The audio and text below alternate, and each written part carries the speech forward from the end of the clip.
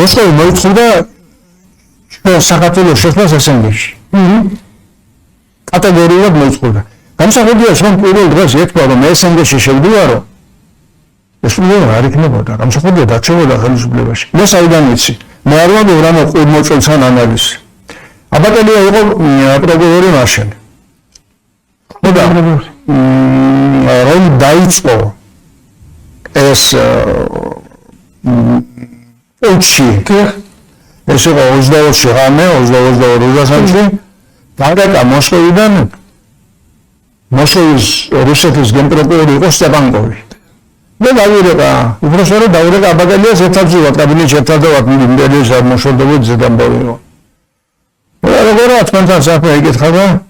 ბიჭებო აი ასებით ახალგაზრდა ბიჭი იყო თვითონაც ბიჭებო გადაეცით თქვენს პრეზიდენტსო რომ გადაწყვიტოს მაგან ესენგეში შესვლის საკითხიო და ეს ამბავი ყველაფერი დამთავრდება ეს გამოსვლები და უკვე ხალხი დახოცილია დამთავრდება მე მახეს წიგნში აღწერილი ეს დამთავრდებაო კი ბატონო აბაკელია მუთრება აბაკელიამ ესაცნობა გამსახურდიას იქ როგორ იყო მაშინ ტელეფონები გამოუთიშეს რაღაც ბანე 1-2-3 ტელეფონი დარჩა მათ შორის საუბრების ტელეფონი ერთი დარჩა აბაკელიასთან აბაკელიამ დაურეკა და უთხრა რომ ასო მოსკოვი ხო ისე საბანკომ უთხრა ეს ჩემი აზრი კი არ არის ეს ელცინის აზრი არისო ელცინი უკვე ფაქტობრივად რუსეთის პრეზიდენტია გამსახურდია უთხრა მაგას რომ მაცალეოდა მოიფიქრებო რამოდენიმე საათში თუ გარკვეული დროის შემდეგ ზუსტად არ მახსოვს რა იყო დაურეკა გამსახურდიამ და თქვა რომ არაო მე ესენგეში ვერ შევალო საქართველოს ესენგეში ვერ შევალო და იმპერიაში ისე უკან არ დაბრუნდებაო მეორე დღეს გარეკა სტეპანკოვმა რუსა იარი უთხარი ჩვენ კიდე იგივე ბიჭებო უთხარით რომ პრობლემა არ არის ყველა საკითხი მოგვარდებაო თუ თქვენი პრეზიდენტი გადაწყვეტს ესენგეში შესვლას მეორე დღეს მასა რამდენიმეჯერ გარეკა პრინციპში ახლა მაგის აღრიცხვას ვერ უწარუნებდი და შემდეგ დარეკვა შეწყდა 25-ში თუ 26-ში დეკემბერს გამსახურდიამ დაგვირეკა უბრალოდ დაურეკა აბაკელიას და უთხრა უკვე ძიმედა ვითარება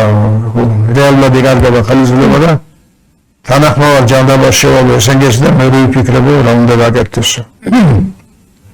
ურეკავს აბაკელიას სტეპანკოვს სტეპანკოვი არაღებს გაიგო ტელეფონი და უთხრა რომ ასეო ჩემი პრეზიდენტიო თანახმარიო რომ ვიფიქროთ ესენგეში შესვლაზე მომთრა რომ ელცინსო ვერ უკავშირდები და მე